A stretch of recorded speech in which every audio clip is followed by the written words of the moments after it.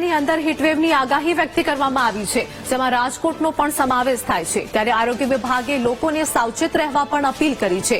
બપોરના સમયે કામ વગર બહાર ન નીકળવા અને જો બહાર નીકળવાનું થાય તો સુતરાઉ કપડાં પહેરીને બહાર નીકળવાની અપીલ કરવામાં આવી છે।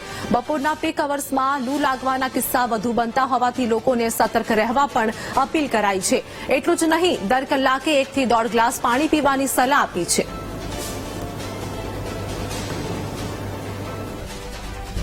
તો મોટાભાગે છે લૂ લાગવાના કિસ્સામાં બપોરના પીક અવર્સ દરમિયાન એટલે કે બપોરે 12 થી 3 ના દરમિયાન સમયગાળા દરમિયાન જે છે આના કિસ્સા છે નોંધાતા હોય છે। તો આવી કોઈ પણ કન્ડિશન જણાય તો ઇમરજન્સીમાં 108નો સંપર્ક પણ કરી શકાય છે।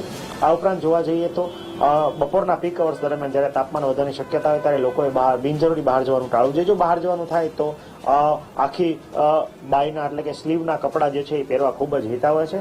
આ ઉપરાંત શરીર ઢંકાય તે રીતના વસ્ત્રો પરિધાન કરવા ખૂબ આવશ્યક છે। બની શકે તો રંગમાં હળવા અને આછા રંગના વસ્ત્રો જે છે પહેરવા જોઈએ। જો બહાર જવાનું થાય તો ટોપી, ગોગલ, સનગ્લાસ ઉપરાંત જોવા જઈએ તો મફલર કે રૂમાલનો ઉપયોગ જે છે એ કરવો હિતકારક છે। શરીરમાં પાણીની માત્રા ખૂબ જ જાળવી રાખવી જરૂરી છે, જેને કારણે હાઇડ્રેશન છે મેન્ટેન રહેતા આપણે હીટ વેવ રિલેટેડ ઇલનેસ છે અટકાવી શકીએ।